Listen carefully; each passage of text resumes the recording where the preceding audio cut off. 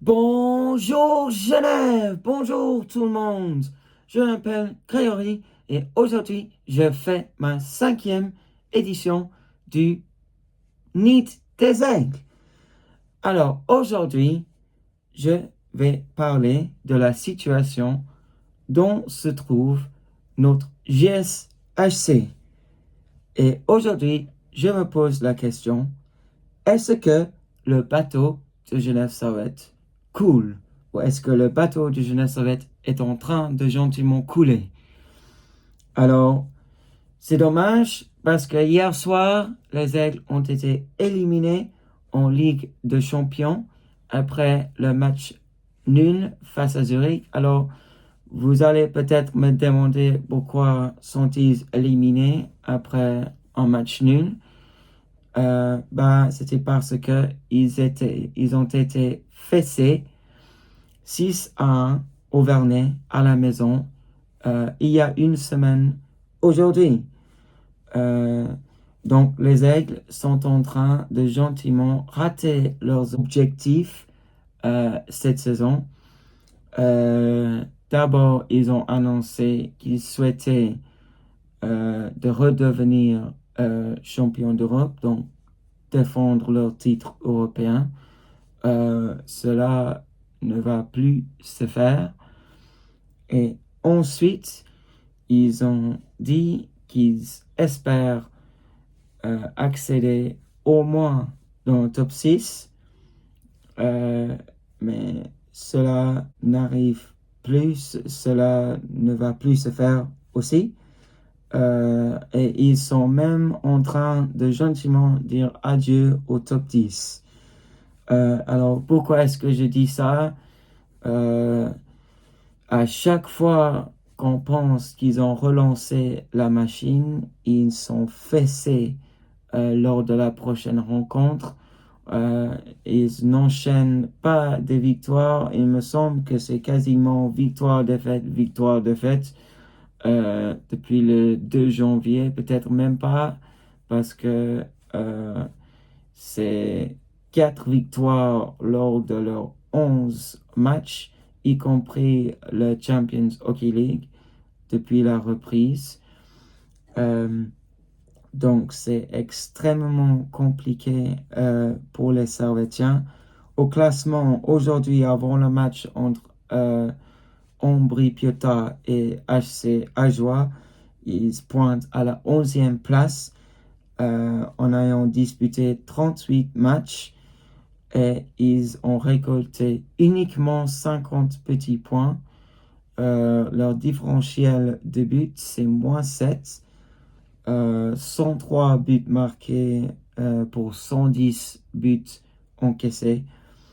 Et ils récoltent les points à uniquement 1,316 points match. Donc les Aigles avancent vraiment à tâtons. C'est devenu presque un peu déprimant de les voir ne pas engranger des points.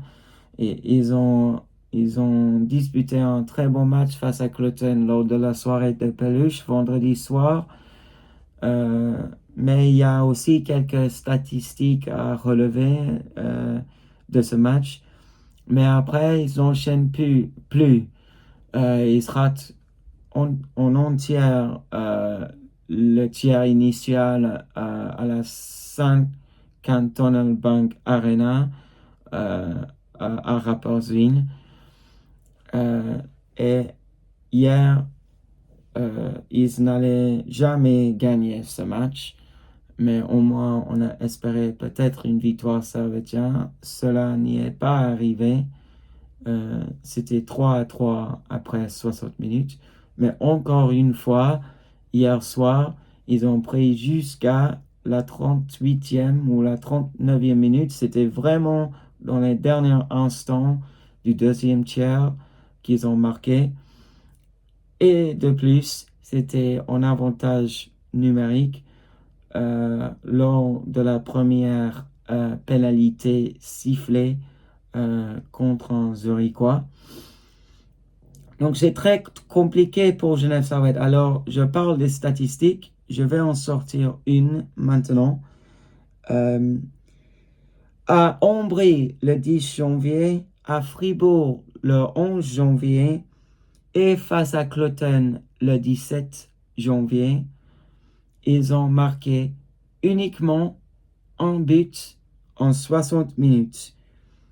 Et de plus, un de ces buts ont été inscrits à 5 contre 3. Le but de Teemu Artikainen face à Fribourg était un but à 5 contre 3.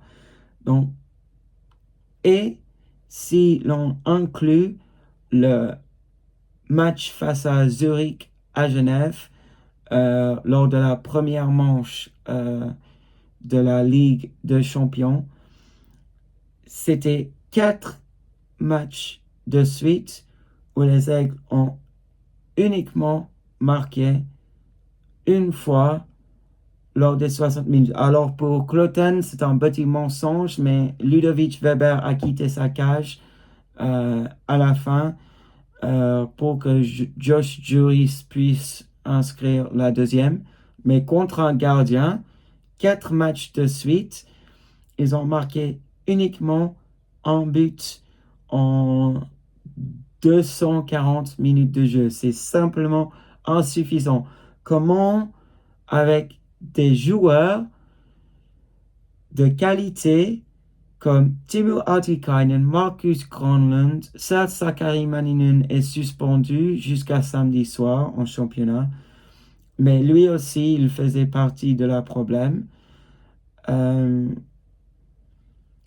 Marcus Granlund, on en a parlé, il est le top scorer, donc il joue assez bien quand même, mais autour des joueurs comme Tanner Richard, Josh Juris, qui a certes il a marqué le doublé face à Cloton, mais il était quasiment invisible.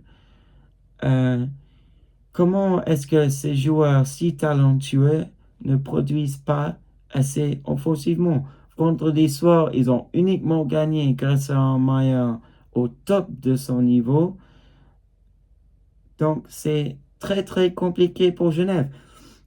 On ne peut pas attendre au troisième tiers à chaque soir pour marquer des buts. Ce n'est pas du tout comme ça que les Aigles vont accéder même en top 10. On parle du top 10 maintenant. Zurich et Cloton ont dit adieu à Genève il y a quelques semaines après la fête à Zug. Le top 6, c'était fini, c'était clairement fini. Mais après la défaite face à Rapperswil, qui était un adversaire direct pour le top 10, alors la tâche est devenue, encore une fois, plus compliquée. Ils sont maintenant à 4 points de Langnau. Langnau est en train d'occuper la dernière place pour les play-ins. Ils ont 54 points. Alors attention parce que Genève ont quand même maintenant disputé 2 matchs de moins que Langnau et ils ont encore 2 matchs à jouer face aux Emmentalois si je ne me trompe pas. Je sais certainement qu'il y a au moins un match à disputer face à Langnau en février, mais je pense qu'il y a aussi un match à disputer en terre bernoise en février aussi. Donc, il y a des points qu'ils ils ont des points qu'ils pourraient encore faire face à Langnau, mais j'ai l'impression qu'on dit ça presque avant 5 matchs. Ils ont des matchs en retard, ils peuvent se faire des points, mais ça n'arrive encore et toujours pas. C'est devenu très frustrant en tant que fan saoudien. Je pense que vous allez me dire la même chose. Mais 11e place et peut-être 12e après ce soir, c'est inadmissible pour le Genève Servette. C'est vraiment mauvais ce qui est en train de passer. On a viré Yann Cadjo à Noël et on a été tous dit que le changement aura un effet positif. Il y a eu le sursaut d'orgueil face à Bienne, le 6-4, mais là même, ils ont encaissé 4 buts. Et le 6e était dans la cage vide. Donc, c'était un match très compliqué. Ils étaient même en train de perdre après le premier tiers, après une grossière erreur défensive. Ça fait plusieurs fois qu'on perd des pucks où on fait n'importe quoi pour offrir un cadeau à l'adversaire. Cela doit arrêter. Si Genève espère encore accéder à la 10e place, ces erreurs doivent être complètement gommées. C'est presque devenu inacceptable. Lindstrom face à Fribourg, il offre complètement le 2-1 à Julien Sprunger. Alors Julien Sprunger avait quand même un petit peu de chance puisqu'il a manqué son affaire. Mais tout de même, c'était une erreur défensive qui n'a jamais dû arriver. Il y a des joueurs comme Timo Artikainen qui sont assez paresseux quand ils n'ont pas le puck. Timo, il attend juste qu'il a le puck pour qu'il se projette vers l'avant. Il n'essaye pas de peut-être déjouer l'adversaire, il attend juste à la ligne 2. Alors ça, c'est peut-être la stratégie de Genève. Et il y a aussi des arbitres qui ne font pas leur boulot à ce moment. Combien de fautes est-ce que Timo il reçoit et le moins de choses qu'il fait, accroché derrière le dos, ses fautes comme vendredi soir, même face à Rapperswil, un petit trébuchet, c'est 5 minutes. Combien de coups de canne, etc. Timo il reçoit et ce n'est pas sifflé. Le moins de choses qu'il fait, c'est siffler. Donc il y a quand même des doigts à pointer en direction des arbitres à ce moment. Mais les joueurs genevois sont entièrement responsables de leurs échecs dans le jeu. Alors Timo Artikainen, pardon, pas Timo, Sakari Maninen, il a encore un match à purger de suspension, donc il ne sera pas à la Corner Arena demain soir pour le match très important face à Lugano. Si Genève engrange un point face à Zug, je pense que ce serait une bonne affaire, un bon résultat. S'ils arrivent à forcer une prolongation face à Zug, c'est bien en isolation, mais la situation dont se trouve le Genève Servette, ils doivent vraiment faire au moins 5 points lors de leurs 2 prochains matchs. Mais on dit ça chaque semaine, il n'y a rien qui change. Euh, donc c'est devenu un peu frustrant et un peu déprimant quand même en tant que fan. Euh, J'essaye d'être positive, on essaye de positiver, mais il n'y a pas vraiment des statistiques incroyables à ce moment pour le Jeunesse Servette. Ils sont vraiment en train de couler. Il y a des gestes qui sont pas normaux sur la glace. On casse les cannes, on casse les portes des vestiaires à Rapperswil. Les joueurs savent, ils sont dans une situation compliquée, mais l'arbitrage ne les a pas aidés récemment. Il faut avouer. Alors justement, je viens de parler de l'insuffisance en attaque de Genève Servette, ainsi que les performances de la brigade étrangère servettienne. À ce moment, Marcus Granlund pointe à la 4e place avec Sakari Maninen qui traîne juste derrière. Ils ont égalité de points. Tous les deux ont enregistré 36 points pour le moment. Mais faute à la suspension de Maninen, c'est Granlund qui porte le maillot du top scorer. Et le prochain meilleur pointeur du Jeunesse Servette, c'est Timo Artikainen qui occupe la 17e place au classement des pointeurs. Donc vous voyez, il y a les 3 étrangers et il n'y a pas de joueur suisse servettien dans le top 20 des points marqués cette saison. C'est vraiment insuffisant. Si vous regardez une équipe comme Zurich ou Zug, ils ont des joueurs suisses qui produisent, y compris Gregory Hoffmann à Zug, qui a marqué l'autre semaine, même face à Genève Servette. Il y a Sven Andrigato pour Zurich, qui a réalisé 2 très bons matchs face à Genève Servette. Il y a Rohrer qui a marqué pour Zurich, même hier soir. Il a à peu près 20 ans et il réussit à battre Mayer avec un tir imparable. Donc, les Aigles sont vraiment en train de lutter pour sauver leur saison. Et même si les Aigles réussissent à se qualifier pour les play-in, la tâche d'abord en play-in sera très très compliquée et après on peut peut-être s'attendre à un derby peut-être face à Lausanne, mais je pense quand même que ce serait Zurich qui va éventuellement terminer premier de la saison régulière. Donc, si en cas de qualification, les Aigles vont se qualifier à la 10e place, pardon, à la 8e place, et après, la tâche face à Zurich, on vient de le voir, sera quasiment impossible.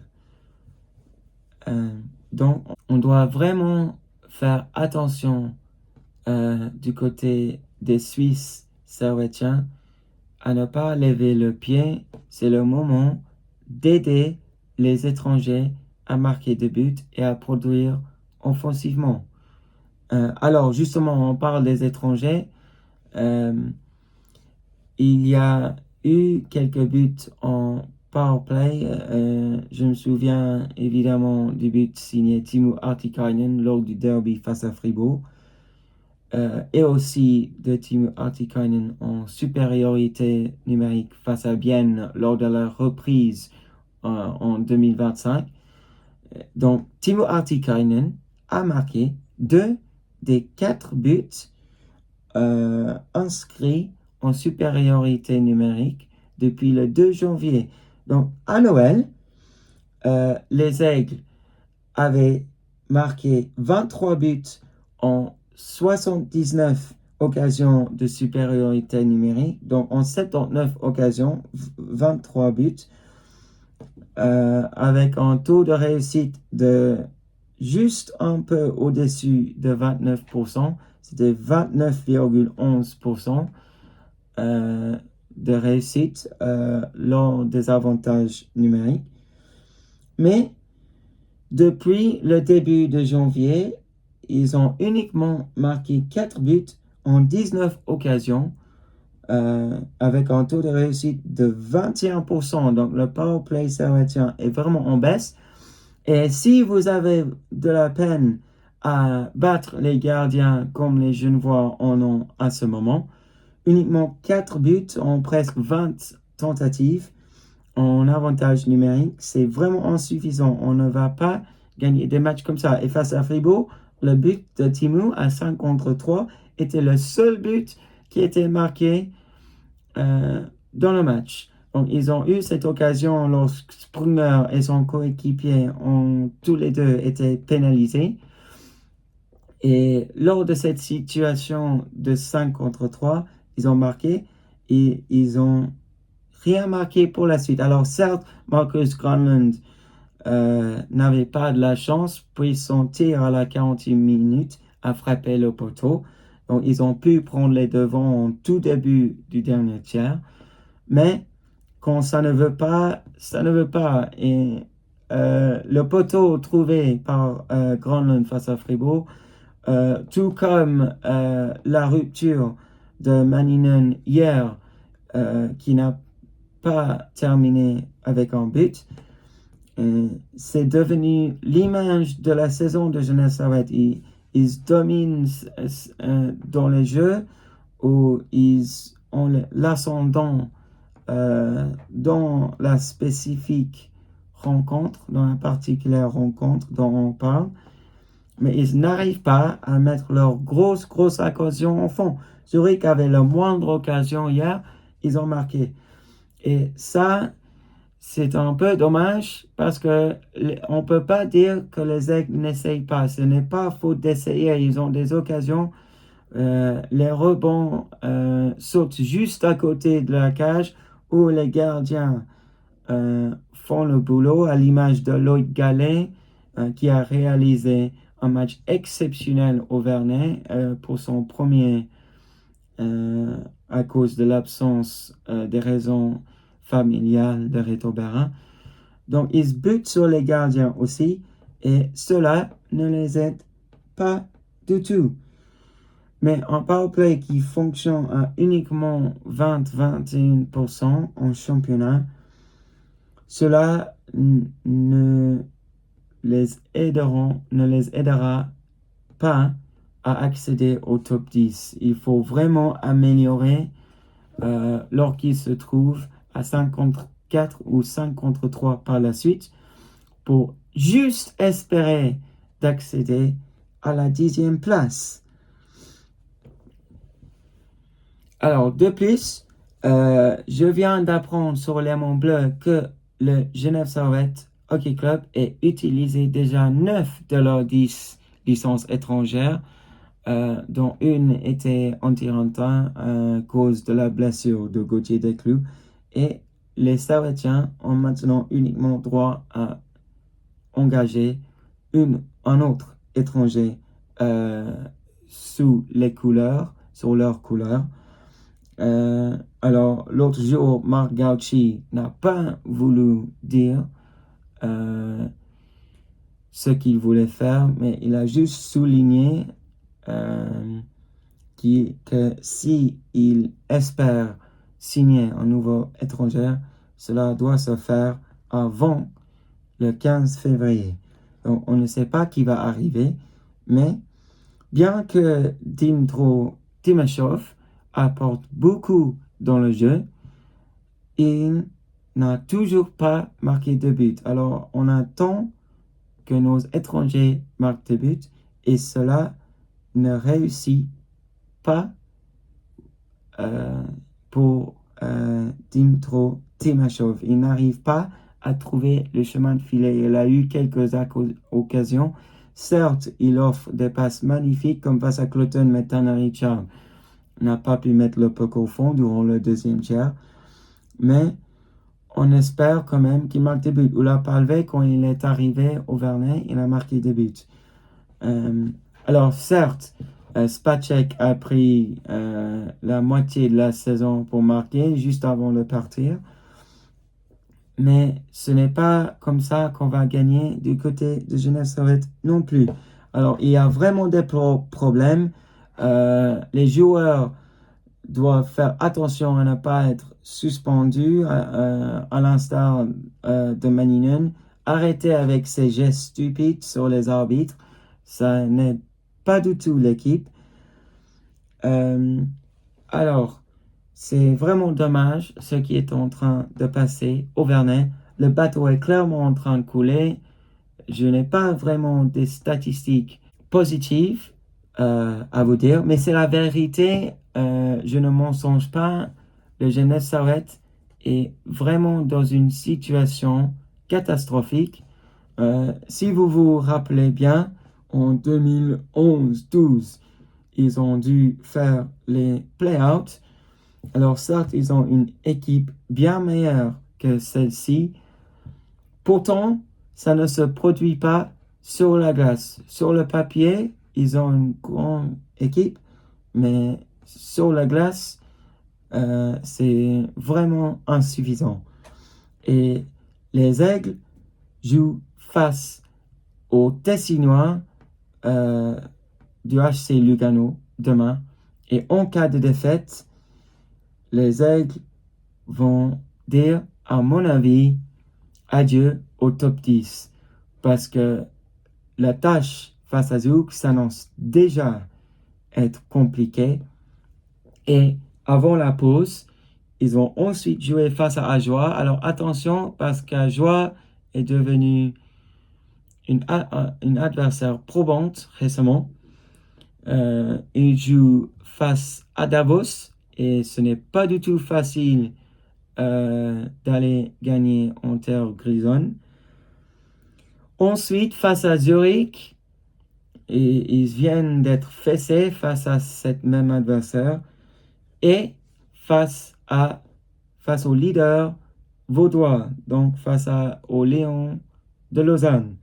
Donc, d'ici à la pause, ce sont tous des matchs difficiles et à moins que les Aigles réalisent des exploits inattendus, le top 10, c'est fini et je pense vraiment qu'on soit en vacances après avoir disputé le match à la Post Finance Arena et je pense quand même qu'on saura peut-être déjà avant ce match qu'on ne rechaussera plus les patins cette saison. Alors c'est vraiment dommage ce qui est en train de passer dans les coulisses d'Evernay, mais c'est une situation réelle. Je ne cache pas ça et je pense qu'au fond d'eux-mêmes, les joueurs savent qu'ils sont en train de disputer une saison très très décevante, mais on peut souhaiter qu'ils gagnent demain à Lugano. Mais avant de quitter la parole, je veux juste souligner les belles performances des quelques jeunes qui ont représenté les couleurs servétiennes hier soir.